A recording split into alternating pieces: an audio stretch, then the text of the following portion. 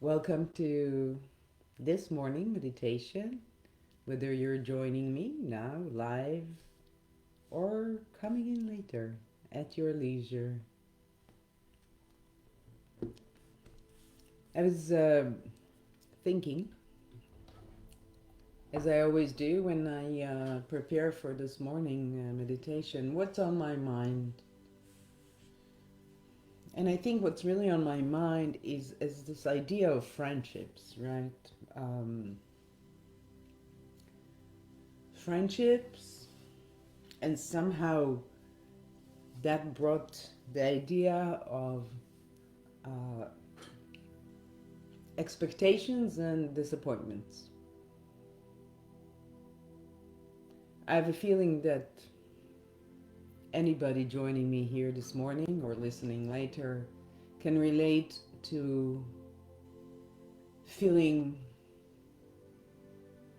both the connection and love and support in friendship, and also having the experience of being disappointed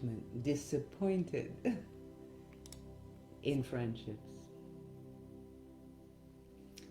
So I want to dedicate today's practice to all of us who have known great friendships and who also suffered from the disappointment in friendship. I apologize, I'm getting myself organized this morning. My camera wasn't working, so that took a little bit of setting up.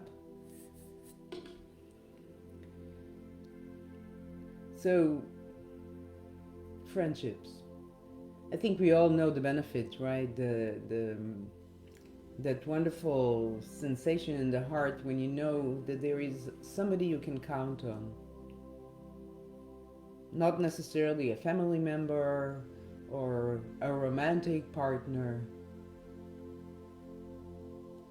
And perhaps because it's not family and because it's not romantic, we think that it's gonna go different. We choose our friends, or we think we choose our friends. At least certainly we can choose our friends or choose not to be their friend, while some other relationships in our lives are less available to choice.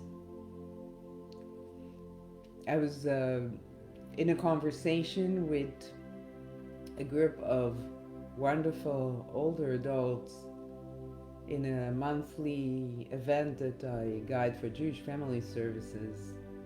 And we were talking about exactly that. We were talking about expectations. You know, it's very easy to say you shouldn't have any expectations. But I think not having expectations is not part of being human. I think the human experience calls for expectations, and there are good reasons to have certain levels of expectations. So this is today's topic, this is today's meditation. How do we manage expectations? How do expectations influence our day-to-day? How can we pull ourselves out of the misery of disappointment when our expectations are not fulfilled? What can be done?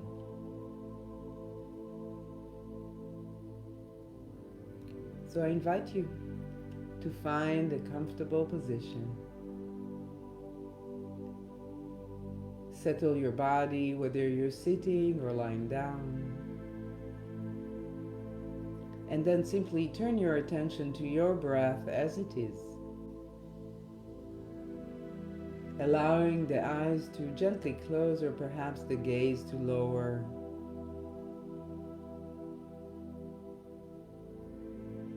Simply being.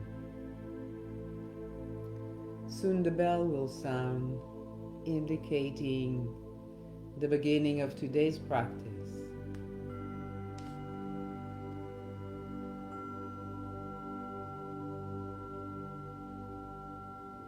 Inviting each breath to guide our relaxation. inviting the attention as it rests on a certain area in the body to cultivate a comfort. Let us scan the body, beginning perhaps with the feet, resting the attention on the soles of the feet, the arch of the foot, the top, the toes, inviting relaxation. As relaxation glides upwards in the body, ankles releasing,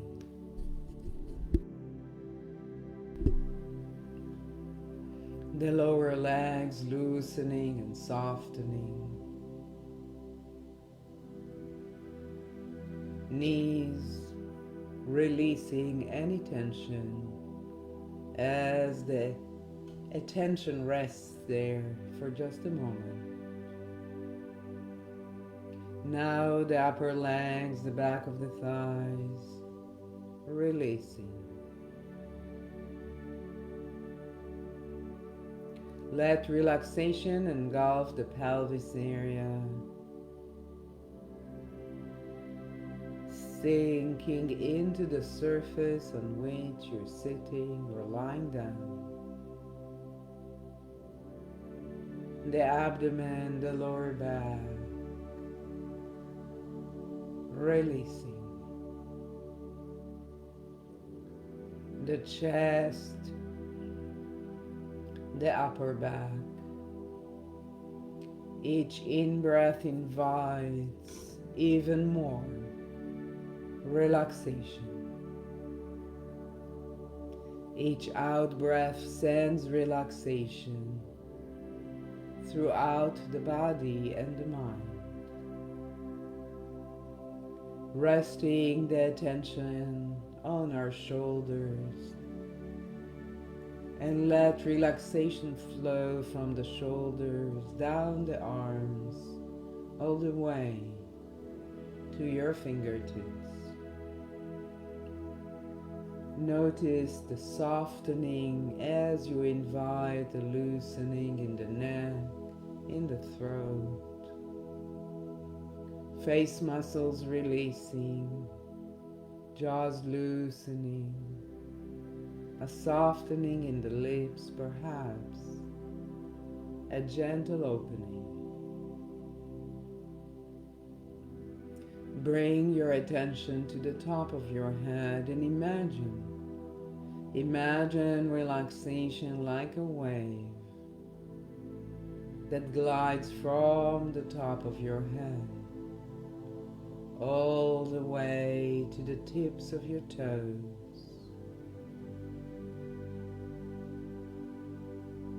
As the body begins to simply rest in the comfort of the safety, in the sanctuary of your own space, your own mind, the mind becomes open, the heart expanding. A practice of reflection in relaxation.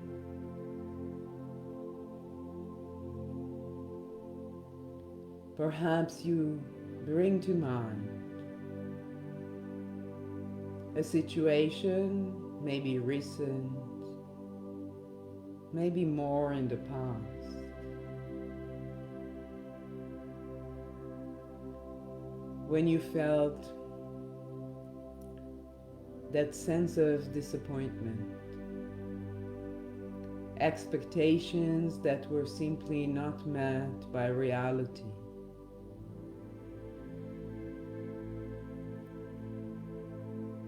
And you can choose an event, a scene, a situation that was just mildly uncomfortable, simply for this practice. Let the mind wander and bring a memory to mind. And notice what comes with the disappointment.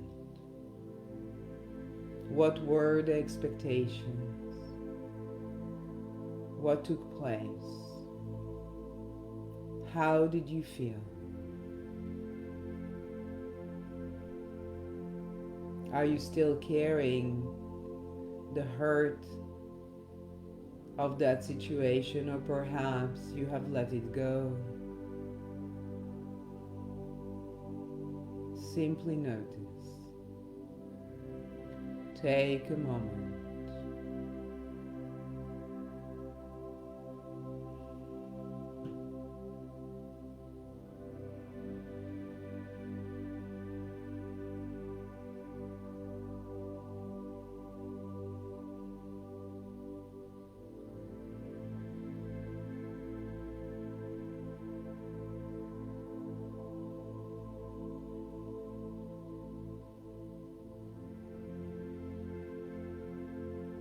As you recall this,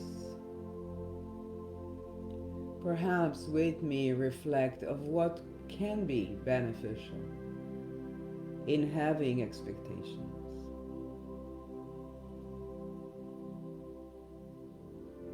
Perhaps expectations allow us creating certain boundaries, certain limits on what is acceptable for us in a relationship.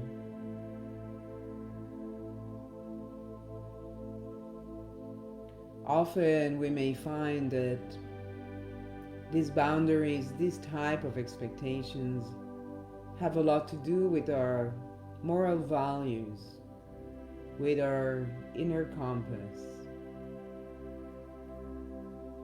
What are we willing to accept? What are we willing to tolerate? Perhaps that part is beneficial, perhaps it rests in our heart, perhaps in our conscience.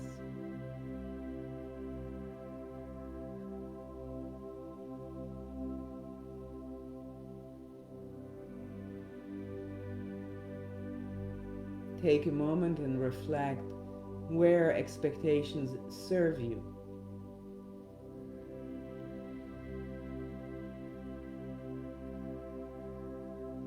Perhaps expectations provide the flavor of hope.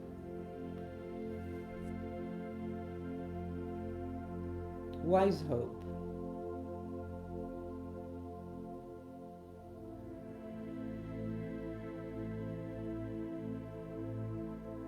Perhaps expectation got a bad rap, and there is a place for expectations in our minds, in our hearts, creating a framework for what is acceptable and what is not.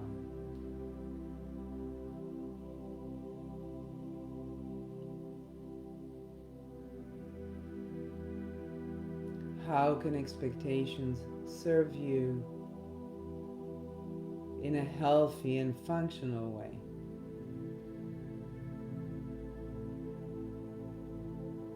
Take a moment.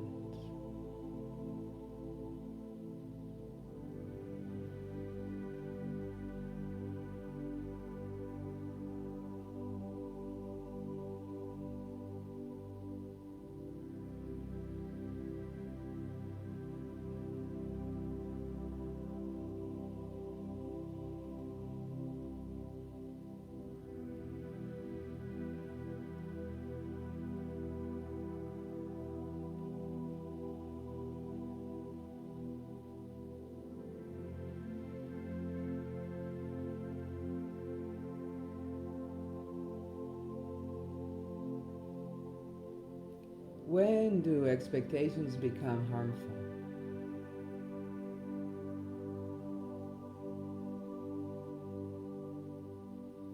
Perhaps it is when we place on someone else the burden for something we should be responsible for. Our happiness, for example.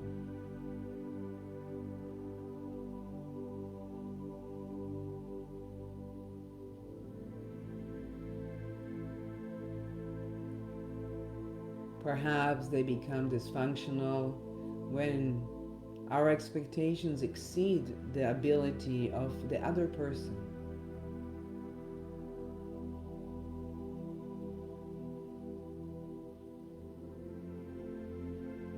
Ask yourself, have you ever disappointed someone? What does it feel like to be on the other side of it, where someone had expectations from you that you couldn't fulfill? How does it feel to be in that position? Perhaps this sends you right back to childhood. For many of us, this is where this rests.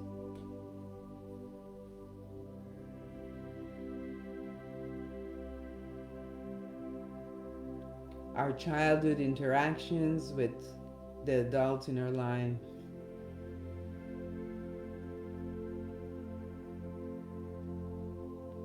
often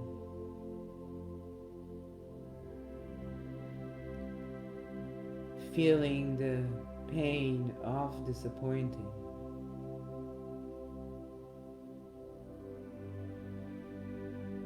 And then take it to your adult life, in your friendships, in your relationship,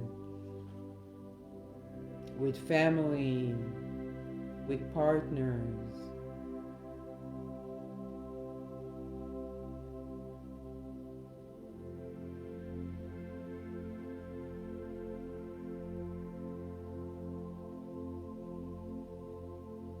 Being the one to disappoint.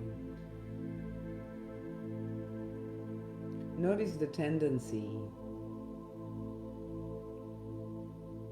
in the mind, in the heart,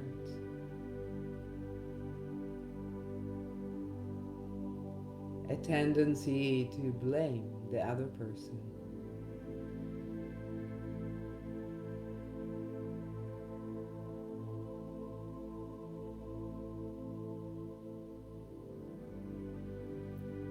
Noticing the feeling of being the one that disappoints. Perhaps you can cultivate compassion for the feelings that others have when they feel they disappointed you. Different people react differently. Some will simply withdraw. It may be too much to have that feeling for them of disappointing you. Others may get angry and blame.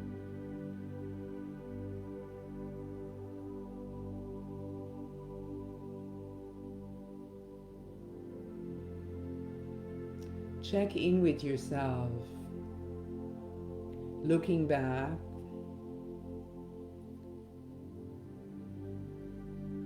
were your expectations reasonable?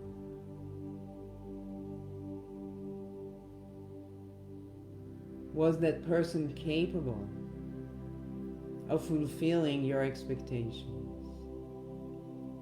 Or perhaps you created a narrative, a story in your mind of who they are, of who you are, of what the relationship is like.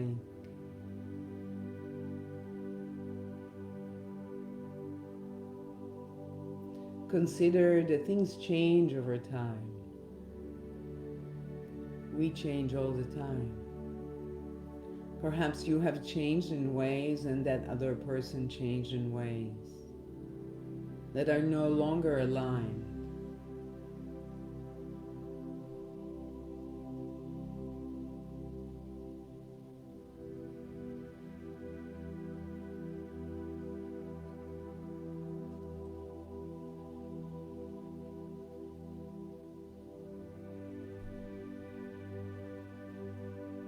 As you become aware of your own expectations,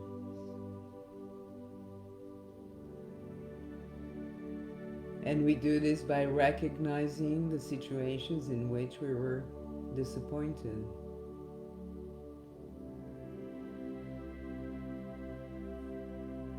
It may be related to childhood beliefs we have accumulated. Can you become the observer of you in that situation and simply notice, with kindness, with compassion, what is taking place? Awareness is the beginning.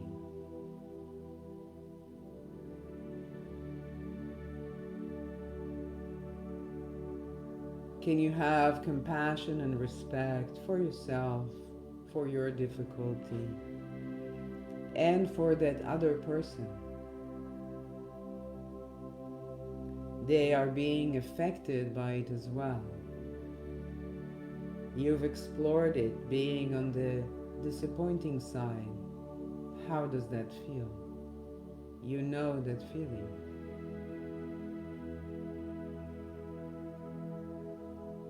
Awareness first, compassion, kindness, and respect next. And then wise action. What is the wise action to take?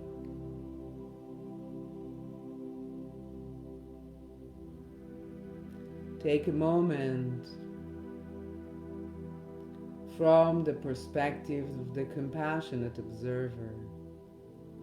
What is the wise action to take?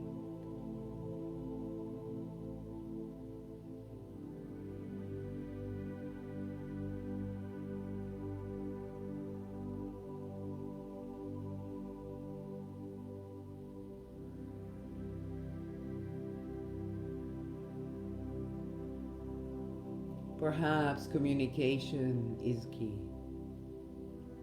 Can you be clear and honest about what you need in that relationship without blame, without anger, without resentment? Can you speak before arriving at the door of misery and hurt?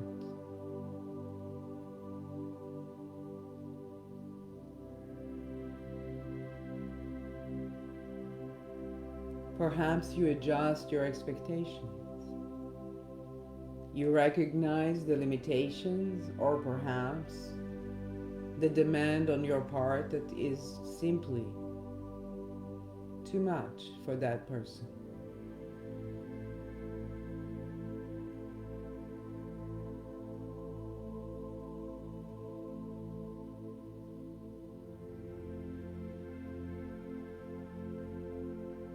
How important is this relationship to you?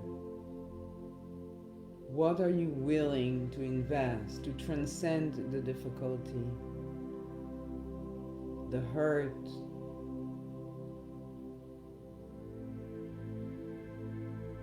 Are you willing to invest?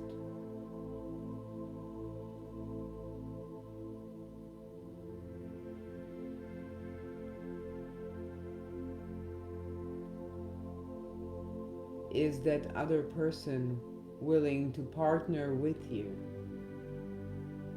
finding mutual ground, moving forward, perhaps creating a new dynamic that does work for the two of you?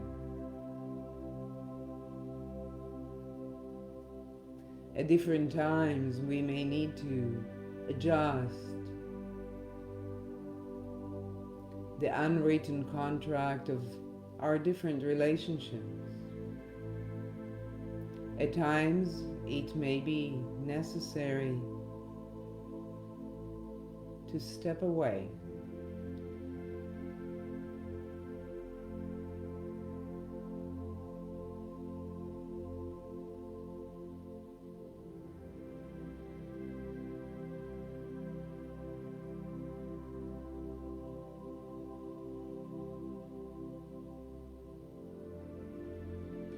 Walking away can be your choice of wise action.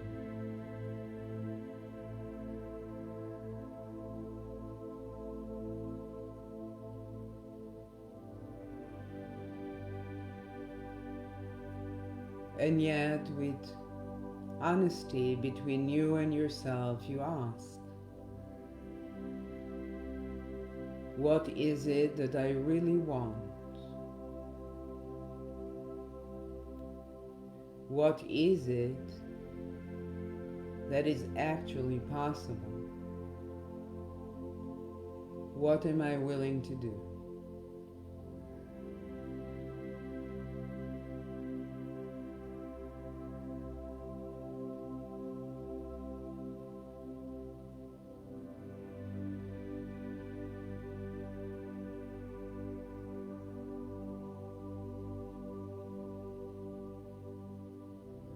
Being aware of your own story, your own sensitivities, your old habits of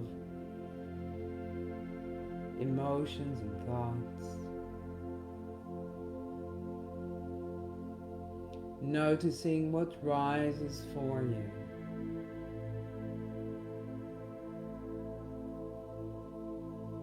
Contemplating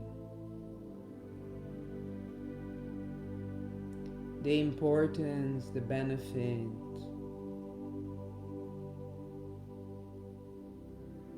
the health of your relationships.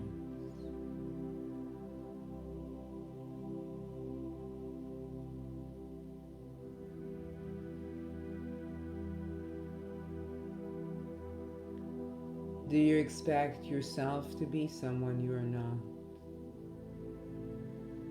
Do you expect the other person to be someone they are not?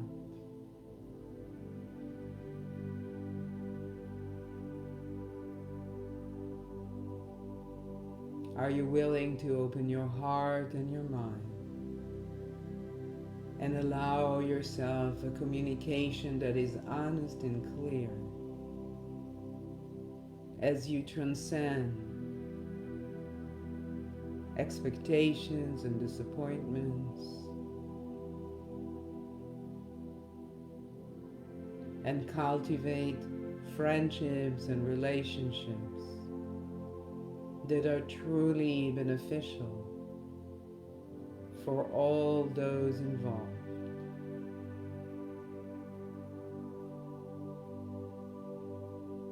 Take a moment.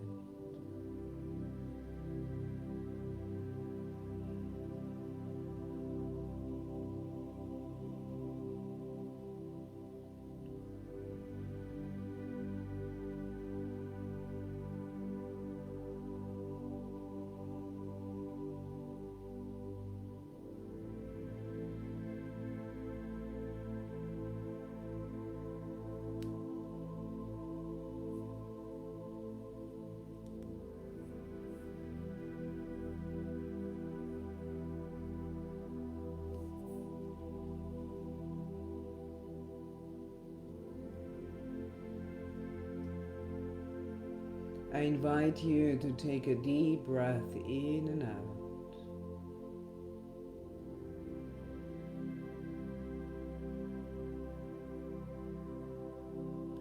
calming the nervous system. Perhaps a count of 4 in and 4 out, slowly, gently.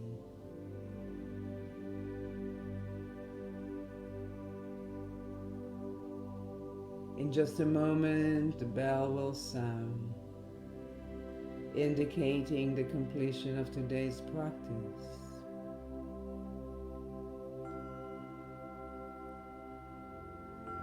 You can invite movement to your body, gentle, slow. As you go about your day, perhaps you find opportunities for reflection, noticing expectations, noticing disappointments, becoming the compassionate observer, communicating with clarity, with honesty, and letting go of what you simply cannot change. Until we meet again, thank you for taking this time for yourselves, a time for reflection in relaxation.